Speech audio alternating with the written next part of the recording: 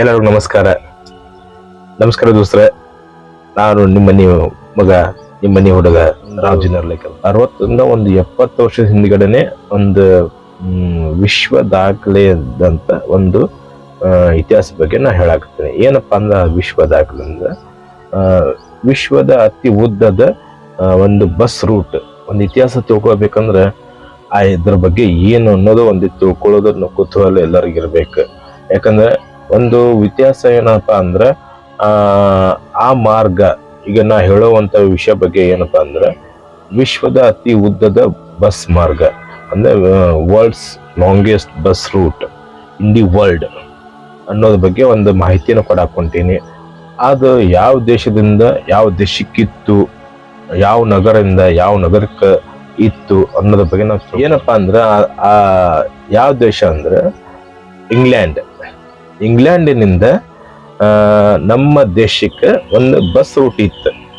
ಒಂದು bus route ವಿಶ್ವದ ಅತಿ ಉದ್ದನೆಯ ಒಂದು ಬಸ್ ಮಾರ್ಗ, world's longest bus route in the world ಅನ್ನೋದು ಒಂದು ಮಾರ್ಗ ಇತ್ತು. ಅದು ಯಾವ ನಗರದಿಂದ ಯಾವ ನಗರಕ್ಕೆ ಇತ್ತಂದ್ರೆ ಲಂಡನ್, ಇಂಗ್ಲೆಂಡ್ ದೇಶದ ರಾಜಧಾನಿ ಆಗಿರುವಂತ ಲಂಡನ್ ಇಂದ ಭಾರತದ ವಾಣಿಜ್ಯ ನಗರಿಯಾದ ಕಲ್ಕತ್ತಾ ಅಂದ್ರೆ ಈಗಿನ ಕೋಲ್ಕತ್ತಾ ವರೆಗೂ ಒಂದು ಬಸ್ ಮಾರ್ಗ ಇತ್ತು. ಅದು ಯಾವ ವರ್ಷದಾಗಿತ್ತು ಅನ್ನೋದ್ರ ಬಗ್ಗೆ ಒಂದು ಇತಿಹಾಸ ತಿಳ್ಕೊಂಡು ಬರ್ರಿ. ಅದು ಯಾವ ವರ್ಷದಾಗಿತ್ತು ಅಂದ್ರೆ ಏಪ್ರಿಲ್ 15, 1957. 1957 ನಮ್ಮ ದೇಶಕ್ಕೆ ಒಂದು ಲಂಡನ್ ಇಂದ ಒಂದು ಬಸ್ ಇತ್ತು. ಅದು ಎಲ್ಲಿಂದ ಬರ್ತಿತ್ತಂದ್ರೆ ಲಂಡನ್, ಇಂಗ್ಲೆಂಡಿನ ಲಂಡನ್ ಇಂದ ಕಲ್ಕತ್ತಾಕ್ಕೆ ಬರ್ತಿತ್ತು.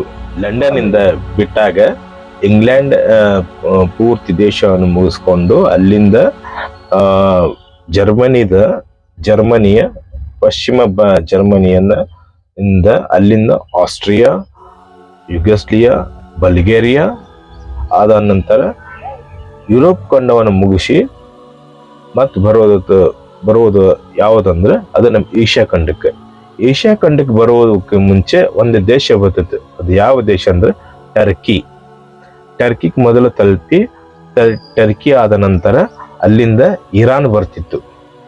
ಇರಾನ್ನಿಂದ ನೇರವಾಗಿ ಅಫ್ಘಾನಿಸ್ತಾನ ಆದ ನಂತರ ಅಫ್ಘಾನಿಸ್ತಾನ ಕಾಬೂಲ್ ನಗರಕ್ಕೆ ಬರ್ತಿತ್ತು. ಅಲ್ಲಿಂದ ಪಾಕಿಸ್ತಾನಕ್ಕೆ ಬರ್ತಿತ್ತು. ಪಾಕಿಸ್ತಾನದ ಯಾವ ನಗರಕ್ಕೆ ಬರ್ತಿತ್ತು ಅಂದ್ರೆ ಇದ್ರೊಳಗೆ ಪೇಶಾವರ್ ಆಗಿರ್ಬೋದು, ಲಾಹೋರ್ ಮಾರ್ಗವಾಗಿ ನಮ್ಮ ಭಾರತದ ಬಾರ್ಡರ್ ಆಗಿರುವಂತ ಅಟ್ಟಾರಿ ಬಾರ್ಡರ್ಗೆ ಬರ್ತಿತ್ತು. ಅಟ್ಟಾರಿ ಬಾರ್ಡರ್ ಇಂದ ನಮ್ಮ ಭಾರತಕ್ಕೆ ಮೊದಲು ಬರೋದು ಅಂದ್ರೆ ಪಂಜಾಬಿನಿಂದ ದೆಹಲಿ ಮಾರ್ಗವಾಗಿ ಡೆಲ್ಲಿ ತಲುಪ್ತಿತ್ತು. ಡೆಲ್ಲಿ ತಲುಪಿದ ನಂತರ ಅದು ನೇರವಾಗಿ ಆಗ್ರಾನ ತಾಜ್ ಮಹಲ್ ಬರ್ತಿತ್ತು. ತಾಜ್ ಮಹಲ್ ನಂತರ ಯಮುನಾ ತೀರದ ನದಿಯ ಬಳಿ ಇರುವಂತ ಎಲ್ಲಾ ನಗರಗಳನ್ನು ಸುತ್ತಿ ಹಾಕಿಕೊಂಡು ಯಮುನಾ ಮತ್ತು ಗಂಗಾ ನದಿ ತೀರದಲ್ಲಿ ಇರುವಂತ ಬನಾರಸ್, ಈಗ ನಾವು ಅದನ್ನು ವಾರಣಾಸಿ ಅಂತ ಕರಿತೇವೆ. ಮುಂದೆ ಇದು ಮುಂದಿನ ನಗರ ಆದಂತ ಕಲ್ಕತ್ತಾ ನಗರವನ್ನು ತಲುಪಿತು.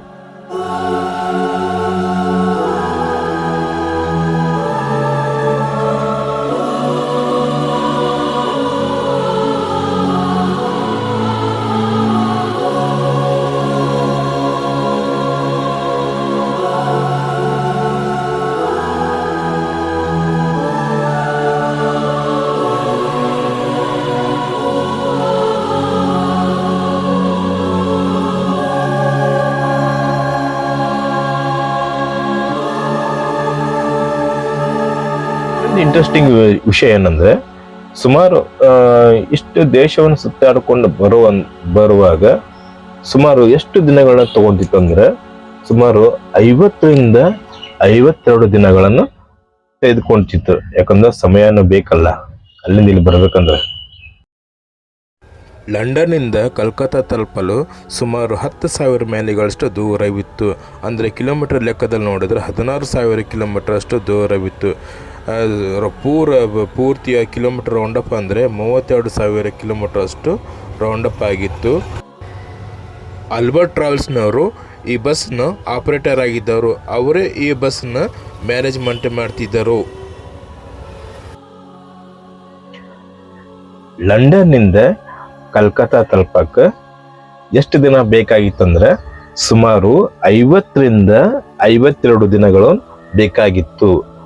ಲಂಡನ್ ಇಂಗ್ಲೆಂಡಿನಿಂದ ಕಲ್ಕತ್ತಾ ತಲುಪಕ್ಕೂ ಸುಮಾರು 50ರಿಂದ 52 ದಿನ ಬೇಕಾಗಿತ್ತು.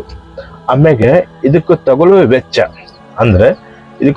ವೆಚ್ಚ ಎಷ್ಟು ಅಂದ್ರೆ ಯುರೋ ಪೌಂಡ್ ಲೆಕ್ಕದಾಗ ನೋಡಿದ್ರೆ ಆಗಿನ ಕಾಲಕ್ಕೆ ಸುಮಾರು ಒಂದು 70 ವರ್ಷದ ಹಿಂದಿನ ಲೆಕ್ಕದಾಗ ನೋಡಿದ್ರೆ 187 ಪೌಂಡ್. ಅಂದ್ರೆ ಆಗಿನ ಕಾಲಕ್ಕೆ ನಮ್ಮ ಭಾರತೀಯ ಕರೆನ್ಸಿ ಪ್ರಕಾರ ನೋಡಿದ್ರೆ ಸುಮಾರು 20,000ರಿಂದ 22,000 ಖರ್ಚು ವೆಚ್ಚ ಆಕಿತ್ತು. ಈಗಿನ ಕಾಲಕ್ಕೆ ಅದನ್ನ ಕಂಪೇರ್ ಮಾಡಿದ್ರೆ ಸುಮಾರು 259 ಯುರೋ ಆಕಿತ್ತು.